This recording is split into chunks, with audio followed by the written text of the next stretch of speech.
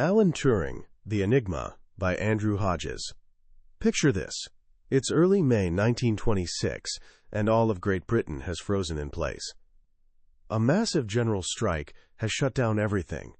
Railways, docks, newspapers. The entire country is paralyzed. For most people, it's a moment of anxiety and chaos. But for one 13-year-old boy, it's just another puzzle waiting to be solved.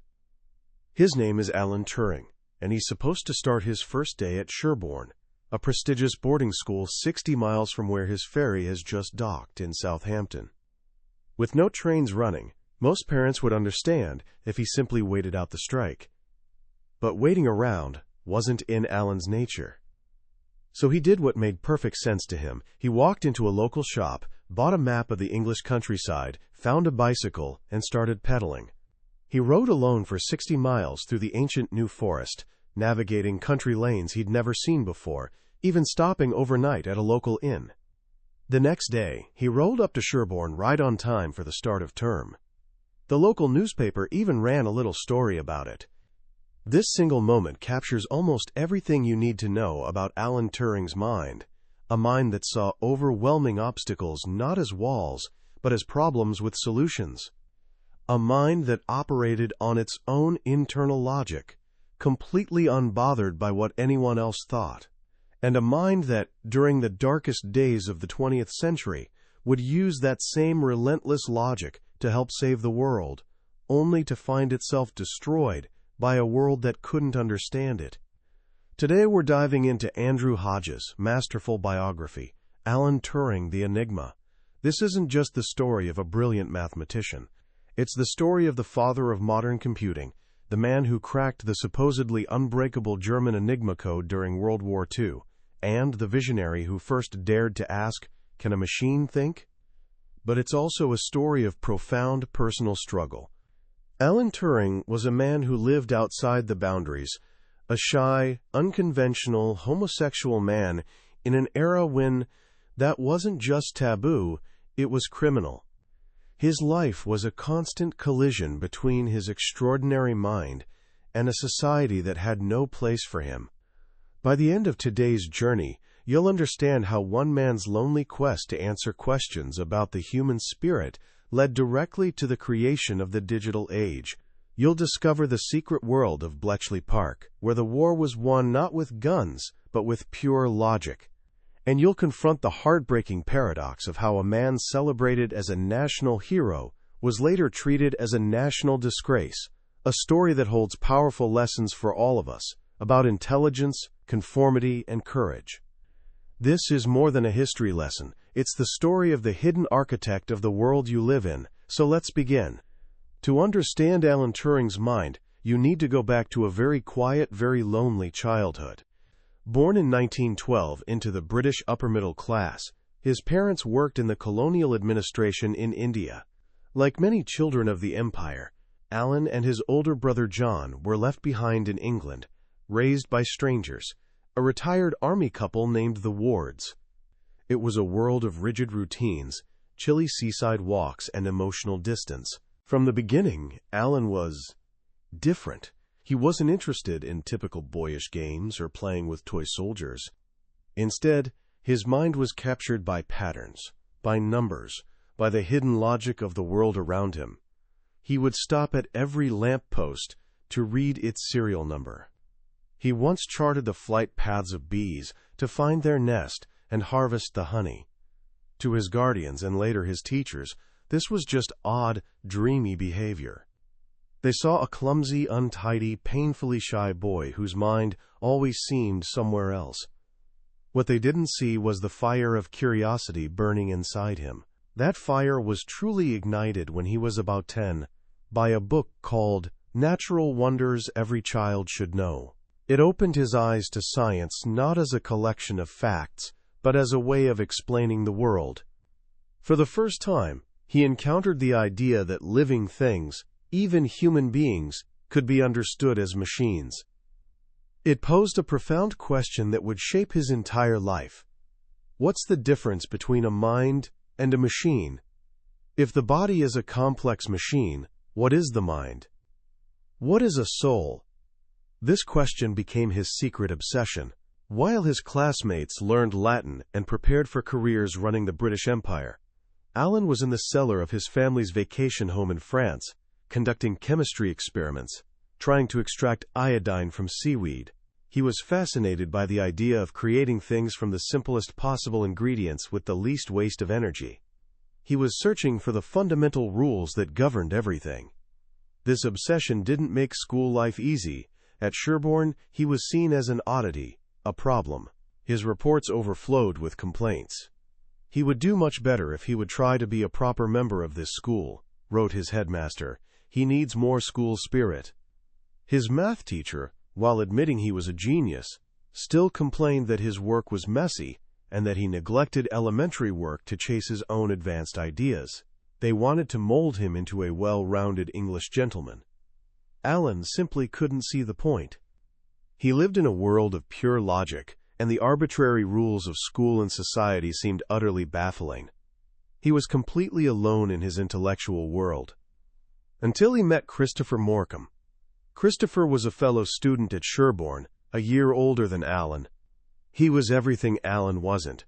Charming, confident, and brilliant in a way everyone could recognize and admire. Like Alan, he had a deep passion for science. But unlike Alan, he effortlessly excelled within the system, winning prizes and scholarships. For Alan, meeting Christopher was like finding another soul in the universe who spoke the same language. He fell in love with an intensity that was both intellectual and emotional. He later wrote that he, quote, "the ground he trod on." For the first time, Alan had a reason to communicate, a reason to try to fit in. He wanted Christopher to admire him. They spent hours together in the chemistry labs, discussed Einstein's theory of relativity, challenged each other with mathematical problems. It was in these conversations that Alan's mind, which had been so private for so long, finally began to open up. He had found a companion. They both planned to attend Cambridge University to study science. Christopher won a prestigious scholarship to Trinity College. Alan, trying to follow in his footsteps, narrowly missed out, but was determined to try again the next year. He looked forward to a life of friendship and shared discovery. And then tragedy struck. On February 13, 1930, Christopher Morcom died suddenly from a complication of bovine tuberculosis, an illness he'd carried since childhood but had kept secret from his school friends. For Alan, the loss was absolute. The world went dark. The brilliant, colorful universe of shared ideas vanished, leaving him in a silent, empty void. His intellectual and emotional anchor was gone. This devastating loss confronted Alan with the most fundamental question of all. Christopher's mind, his personality, his spirit, that brilliant spark of life, was it just gone? Or could something of him, something essential, survive the death of his physical body? Was the mind just a machine that had broken down, or was it something more? This question, born from the deepest personal grief, became the central driving force of his life's work. He wrote to Christopher's mother, "I feel sure that I shall meet Morcom again somewhere, and that there will be some work for us to do together." He felt he now had a duty to do the work both of them were meant to do. But to do that, he first had to answer the question, what, precisely, is a mind? What is a thought? Can a spirit exist without a body? This wasn't a question for religion or philosophy, not for Alan. It was a question for mathematics. He had to make it precise. He had to answer it with logic. And that's exactly what he did. When he arrived at Cambridge in 1931, he threw himself into the most abstract and fundamental area of mathematics, mathematical logic. He was drawn to a famous problem posed by the great German mathematician David Hilbert. Hilbert had asked, essentially, is there a definite, mechanical method, a step-by-step process, that could, in principle, solve any mathematical problem? Think about what that means, a universal recipe for truth.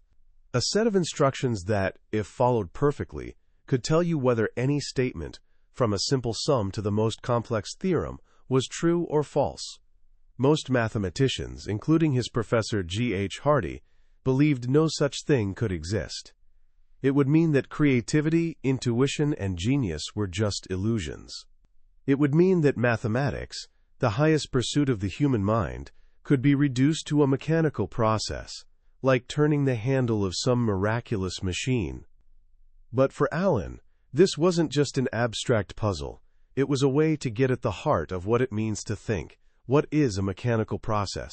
What's the absolute limit of what can be done by following a set of rules? If he could define that, he could begin to understand the boundary between a machine and a mind. And so, in the spring of 1935, while lying in a meadow near Cambridge, the idea came to him. It was an idea of breathtaking simplicity and power. He imagined a machine. Not a machine of gears and levers, but an abstract machine, a perfect ideal of a mechanical process. It would consist of just two things: a scanner that could read and write symbols, and an infinitely long tape, like a roll of paper divided into squares. This machine would have very limited abilities. At any moment it could look at a single square on the tape. Depending on the symbol it read, and its own internal state of mind, it would follow simple instructions. An instruction might say, if you're in state 3 and you see the symbol X, then erase the X, write a Y, move one square to the right, and change to state 4. That's it. A finite set of states, a finite set of symbols, and a table of instructions telling the machine what to do for every possible combination. This simple machine, which became known as a Turing machine, was his answer to the question, what is a mechanical process? It was the most fundamental, stripped-down definition of computation ever conceived. But then came the masterstroke. He proved that it was possible to design one special Turing machine that could imitate any other Turing machine. This was the universal machine. Think about what this means. You wouldn't need a separate machine for adding, another for multiplying, and another for sorting names. You'd only need one machine, the universal machine. To make it perform any task, you'd simply write out the instruction table for that task and feed it to the universal machine on its tape. The universal machine would read the instructions and then execute them, behaving exactly as the specialized machine would have. In that single brilliant idea, Alan Turing invented the concept of a stored program computer. He saw that the hardware of a machine could be fixed and simple, while the complexity and flexibility could come from the software, the instructions stored on the tape. It was the foundational idea of the entire digital age. And with this idea, he could finally answer Hilbert's question. He used a beautifully elegant piece of logic, a version of what's called a diagonal argument, to prove that certain numbers, perfectly well-defined, could never be calculated by any Turing machine. This meant there were mathematical problems unsolvable by any mechanical process. He proved there was no miraculous machine for all of mathematics. There were absolute limits to computation. He published this monumental work, quote, on computable numbers, in 1936. He was just 24 years old. In answering a question in abstract mathematics, he'd laid down the theoretical blueprint for the modern world. But more than that, he'd found a precise, logical way to think about the divide between the mechanical and the mental. He'd created a model for a brain built not of flesh and blood, but of pure logic. The question of Christopher Morcom's spirit still lingered, but now Alan had a new way to frame it. He'd shown that a machine built from simple, deterministic rules could perform tasks of incredible complexity. How far could that go? Could a machine in time imitate the mind itself? This was no longer a philosophical game. As storm clouds gathered over Europe, Alan Turing's abstract world of logical machines was about to collide with the brutal reality of a world at war. And the machine he'd imagined on paper was about to become a weapon. In autumn 1938, while Neville Chamberlain was proclaiming peace for our time, Alan Turing was quietly recruited by the British government's secret code-breaking department, the Government Code and Cipher School. If war came, they'd need mathematicians. Alan was one of the very first to be called. On September 4, 1939, the day after Britain declared war on Germany, he reported for duty at a secret location known only as Bletchley Park. It was a Victorian country mansion in the middle of England, and it would become the nerve center of Allied intelligence. Here, Alan Turing's life's work would move from the theoretical to the physical, from abstract thought to concrete action. The problem they faced was a machine called Enigma. The Enigma was the cipher machine used by all branches of the German military to encrypt their radio communications. It looked like a typewriter, but inside, a series of rotating wheels or rotors scrambled the letters. Every time a key was pressed, the rotors would click into a new position, creating a different substitution for that letter. With 3 rotors chosen from a set of 5, plus a plug board that swapped letters before they even entered the rotors, the number of possible settings was astronomical. Over 150 million. For every message, German operators would choose a different starting position for the rotors. The German High Command believed the Enigma was absolutely unbreakable. And for years, they were right. British codebreakers had made no progress. But they had one precious advantage. In summer 1939, just weeks before the invasion of Poland, Polish intelligence, who'd done remarkable early work on Enigma, shared all their findings with the British and French. They'd managed to reconstruct the wiring of the Enigma rotors, and had even built machines called bombs to help find the daily keys. But the Germans had recently made changes to the system, adding more rotors and increasing complexity, which rendered the Polish methods obsolete. When Alan arrived at Bletchley, he faced this wall of complexity. The old code-breaking techniques, which relied on finding linguistic patterns, were useless against Enigma. A new kind of thinking was needed. And Alan's mind, trained to think about abstract logical machines, was perfectly suited for the task. He realized you didn't have to attack the machine by looking for patterns in the output. You could attack it by looking for logical contradictions in the machine itself. The key insight was based on something called a crib, a piece of the message where you could make a strong guess about the original German plaintext. Military messages were full of stereotyped phrases like Wetter für die Nacht, weather for the night, or an die Gruppe to the group.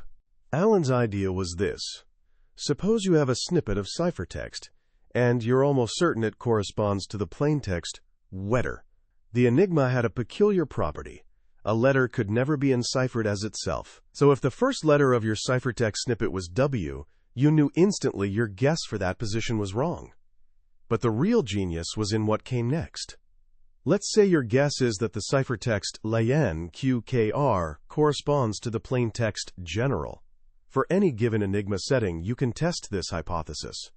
If you assume the first letter L becomes G, this creates a chain of logical deductions. The machine is a closed system. The electrical path for L to G might imply something about how A is enciphered, which implies something about K, and so on. Alan saw that you could chase these implications around in a logical circle.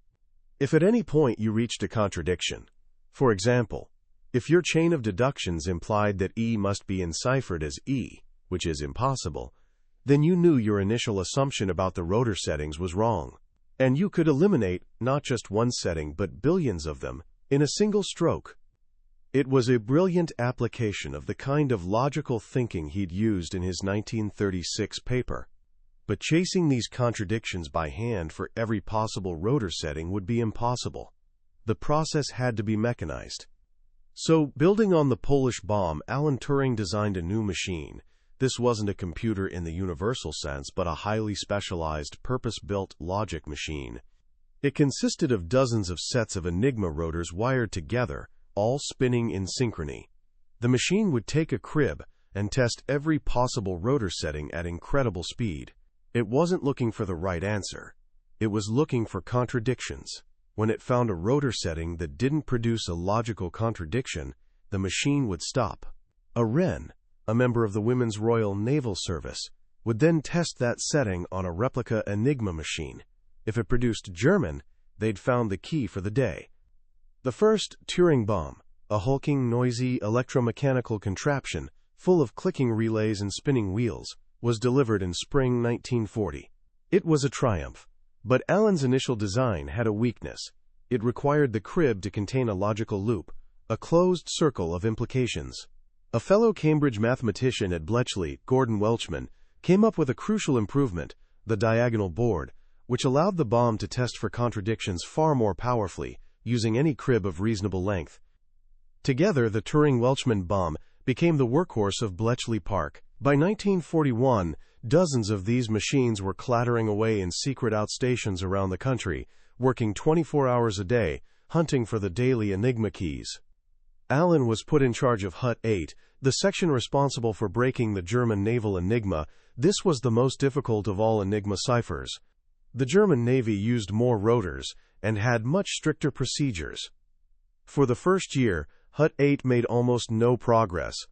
It was a period of immense frustration, as they knew U-boats were devastating the Atlantic convoys, the lifeline keeping Britain in the war. But Allen didn't just wait for cribs.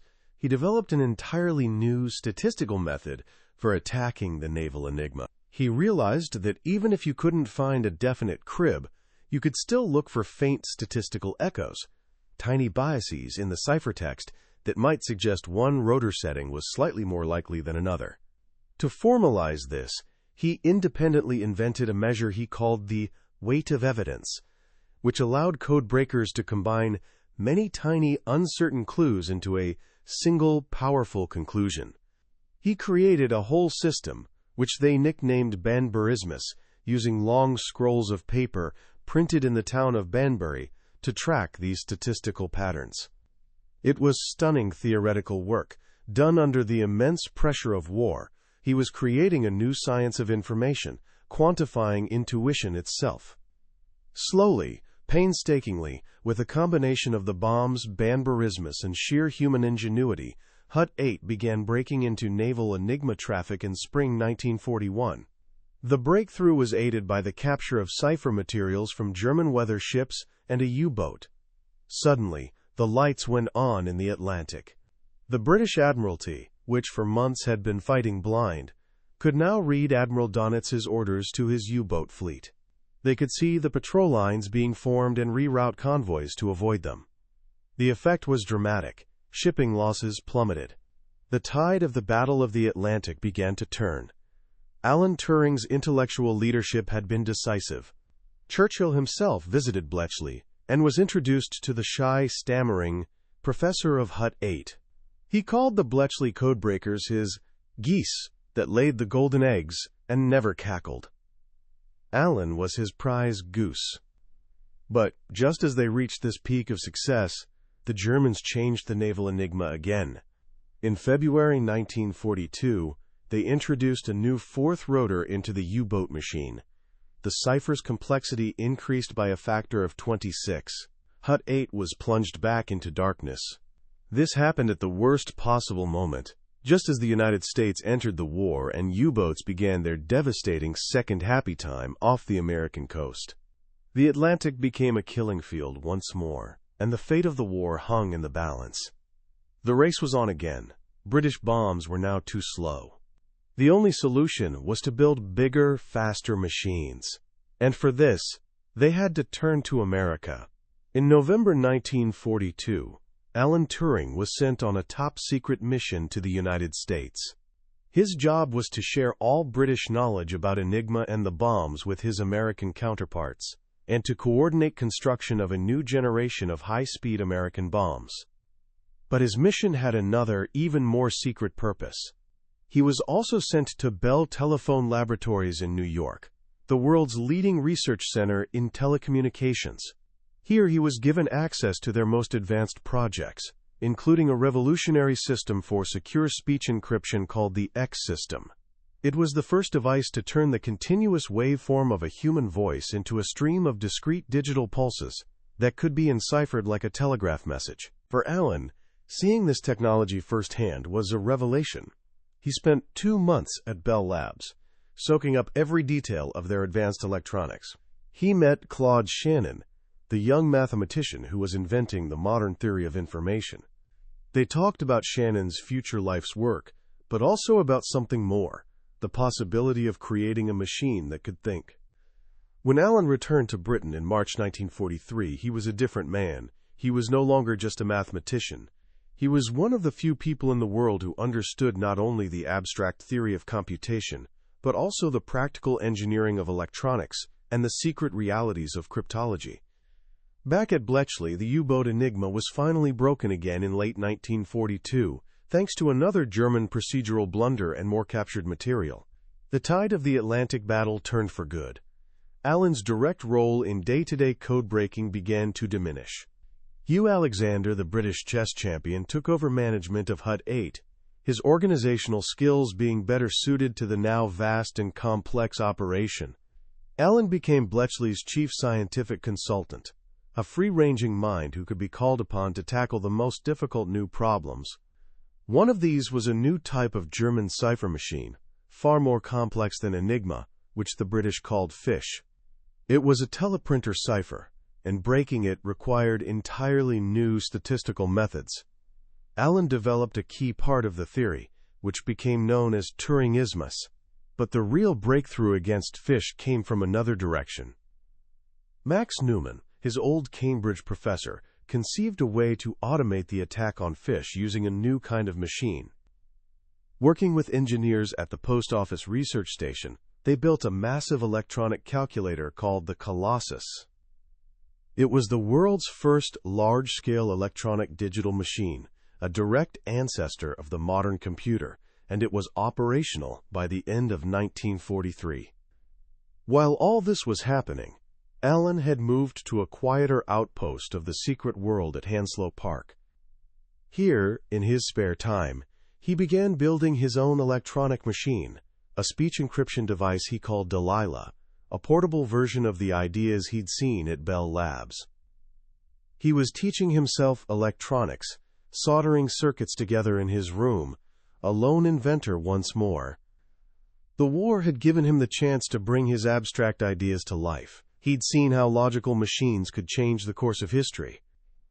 As the war drew to a close in 1945, he knew what he had to do next. He'd seen the power of the universal machine in theory. He'd seen the power of electronics in practice. Now he wanted to put them together. He wanted to build a brain. When the war ended, Alan Turing was 33 years old. He was a national hero, though only a handful of people knew it. He could have returned to his quiet life as a Cambridge mathematician. But the war had changed him. He'd seen what was possible. He was recruited by the National Physical Laboratory in London to design and build a computer. They called it the ACE, the Automatic Computing Engine, in tribute to Charles Babbage's 19th-century analytical engine. In late 1945, Alan submitted his proposal. It was a document of breathtaking vision. It wasn't just a plan for a powerful calculator. It was the world's first complete design for a universal stored program computer. He described a machine that could do more than just sums. It could solve jigsaw puzzles, play chess, and even, he suggested, learn from experience. It was a practical blueprint for his 1936 abstract theory. He poured all his wartime experience into it: the need for speed, the importance of large memory, and above all, the idea that complexity should be in the software, the instruction tables, not in the hardware. But the post-war world was not Bletchley Park. The sense of urgency was gone. Alan found himself bogged down in bureaucracy and frustration. The NPL had no electronics engineers, and there was endless delay in getting the project started. The creative anarchy of wartime had been replaced by committees and red tape. Alan, who couldn't suffer fools gladly, was openly rude to his superiors. He was a brilliant mind, but a terrible politician.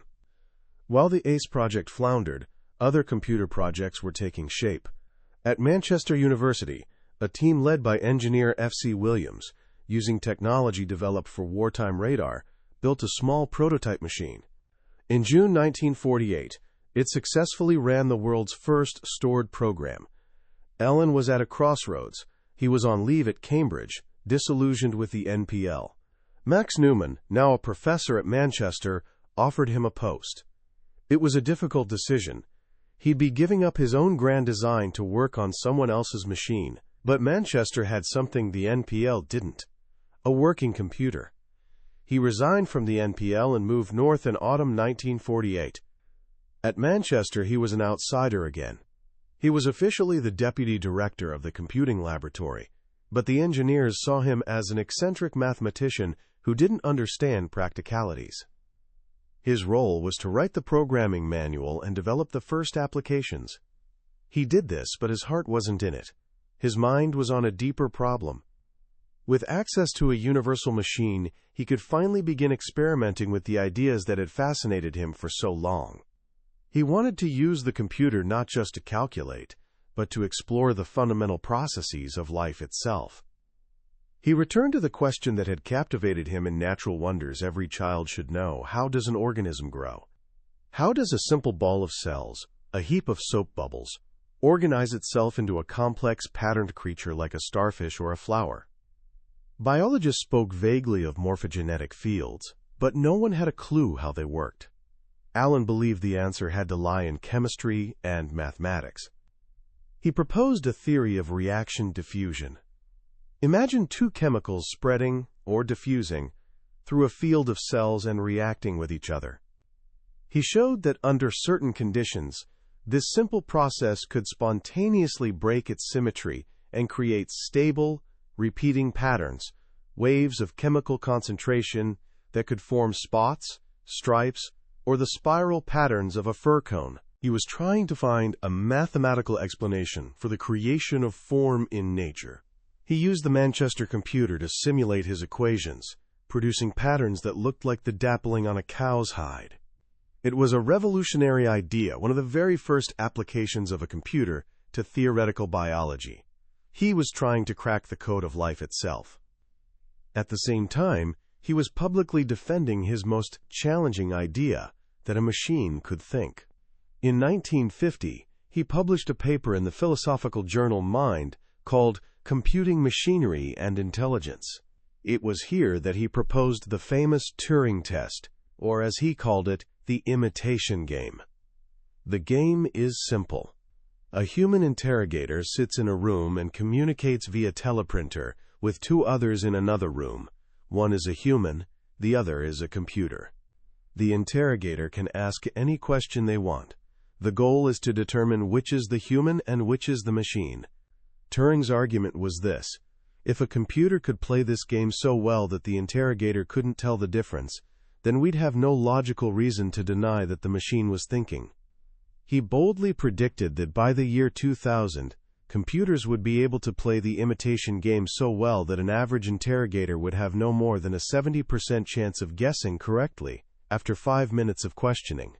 He was trying to sweep away centuries of philosophical debate and replace it with a simple, practical, operational test. He believed that intelligence wasn't some mysterious, spiritual essence, but a quality of performance that a machine could, in principle, achieve.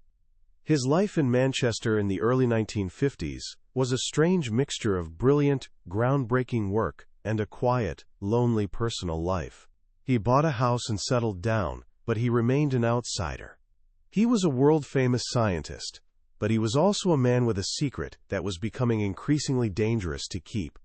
In December 1951, he met a young unemployed man named Arnold Murray on a street in Manchester. Alan was 40, Arnold was 19. They had lunch, and Alan invited him to his home. A relationship began.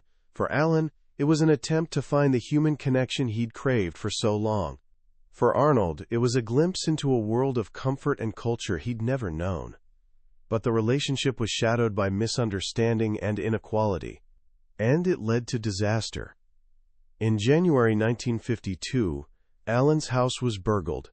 He reported it to the police. During their investigation, he admitted that Arnold Murray was an acquaintance of the burglar. The police asked how he knew him. And Alan Turing, the man who believed in telling the truth, told them. He wrote a 5-page statement detailing his sexual relationship with Arnold. He had walked, with horrifying naivete, into a trap. In Britain in 1952, homosexual acts between men were a serious criminal offense. The police weren't interested in the burglary anymore. They had a bigger crime to solve. On February 7, 1952, Alan Turing was arrested and charged with gross indecency. The trial was a quiet, humiliating affair. He pleaded guilty. His friends, like Max Newman and Hugh Alexander, spoke of him as a national asset, a brilliant mind. But the law was the law. The judge offered him a terrible choice: prison or a course of organotherapy. This was a new, supposedly scientific treatment consisting of injections of the female hormone estrogen, designed to neutralize his libido. It was, in effect, chemical castration. Wanting to continue his work, Alan chose the treatment. For a year he endured the injections. They rendered him impotent and caused him to develop breasts. He bore the humiliation with grim humor, telling his friends, "I'm growing breasts." But the inner cost must have been immense. The state he'd helped save had declared his very nature to be a sickness that needed to be cured. His security clearance was revoked. He was barred from any further government work and was no longer allowed to travel to the United States. He was a marked man. He tried to carry on as if nothing had happened. He continued his work on morphogenesis. He started consulting a Jungian psychoanalyst, trying to understand his own mind through analysis of his dreams. He went on holidays abroad, to Norway and Greece, searching for a place where he could be free. But he was trapped.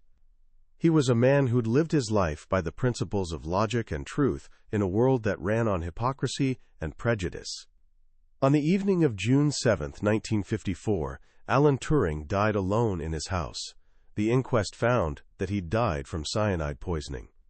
Beside his bed was a half-eaten apple. The coroner's verdict was suicide. He was 41 years old. His mother refused to believe it, insisting it was a tragic accident from one of his chemistry experiments. But the apple, so reminiscent of the poisoned apple in his favorite film Snow White, seemed to tell a different story. It was a final, cryptic message from a mind that had spent its life creating and breaking codes. The man who had imagined the universal machine, who had broken Enigma, who had asked if machines could think, had been brought down by a system that couldn't tolerate the simple truth of who he was. What do we make of a life like Alan Turing's? It's a story that's almost too heavy to hold. On one hand, you have this monumental achievement, the kind of world-changing impact that very few people in history ever have. And on the other, you have this story of profound personal sadness and a tragic, lonely end. For me, the most powerful lesson in Turing's story is about the courage of the outsider. At every stage of his life, he was the odd one out. At school, he was the dreamy boy who didn't care about sports. At Cambridge, he was the shy, awkward mathematician who didn't quite fit into the polished intellectual circles. At Bletchley Park, he was the civilian professor among military men, a man who saw solutions others couldn't even imagine because he wasn't bound by their rules. And in society, he was a homosexual man who refused to live a lie. His entire life was an act of defiance against the pressure to conform. And it was precisely this quality, this inability to accept the world as it was presented to him, that was the source of his genius. He saw the universal machine because he wasn't trapped in conventional thinking about what machines were for. He broke Enigma because he approached it with pure, abstract logic that was alien to the military mind. He asked if machines could think because he wasn't afraid to question the sacred boundary between humanity and everything else. His life is a powerful reminder that the most revolutionary ideas, the breakthroughs that truly change the world, often come not from the center but from the margins. They come from people who don't quite fit in, who see the world from a different angle, who are willing to ask the supposedly stupid questions that everyone else takes for granted. But there's a darker lesson here too. Turing's story is a devastating indictment of what happens when a society values conformity over genius and prejudice over truth. Here was a man who'd contributed more to the Allied victory in World War II than almost any single individual. He was a genuine hero. And yet, the very society he helped save turned on him, prosecuting him not for any harm he'd done, but for who he was. His treatment was a failure not just of law, but of imagination. The authorities saw him not as a unique and brilliant mind, but as a problem to be solved, a security risk to be managed. They reduced a complex human being to a single, frightening label, and in doing so, they lost him. It's a chilling example of how systems, even ones we build to protect ourselves, can become blind, unthinking machines that crush the very humanity they're supposed to serve. So what can we take from this? How can we apply the lessons of Alan Turing's life to our own? First, I think, is to cultivate that Turing-like courage to ask fundamental questions. In your own life, whether at school, in your future career, or in your personal relationships, don't be afraid to challenge the obvious way of doing things. Ask why. Ask what if we did it differently. Like Turing with his bicycle during the general strike. When the conventional path is blocked, have the courage to find your own. Second, embrace what makes you different. Turing's power came from the fact that his mind didn't work like everyone else's. In a world that's always trying to make you fit in, have the courage to be yourself. Your unique perspective, the thing that makes you an outsider, might just be your greatest strength. And finally, Turing's story is a call for a deeper kind of empathy. It's a reminder to look past the labels society puts on people and to see the complex, brilliant, and sometimes fragile human being underneath. It's a challenge to build a world that's a little more tolerant, a little more accepting, and a little more willing to make room for minds that don't fit the mold. That was a summary of Alan Turing, The Enigma, by Andrew Hodges. We've journeyed through the incredible highs and the devastating lows of his life today. But I'll be honest with you, a summary can only ever be a map. The real treasure is in exploring the territory yourself. The real magic happens when you read the book and live with the story, when a particular detail or a quiet moment of reflection reveals a truth you didn't expect. This summary is just a starting point, a way for you to decide if this journey is one you want to take. If anything we've talked about has sparked your curiosity or touched you in some way, I truly encourage you to pick up a copy. Reading it isn't just about learning history. It's an experience that can change how you think about intelligence, courage, and the world we live in. You can find a link to the book in the description below. Also, if you found this summary valuable, please take a moment to click that like button and subscribe to the channel. It lets me know these deep dives are making a difference, and it ensures you won't miss our next exploration into another life-changing book from the billionaire's bookshelf. Let's keep growing together.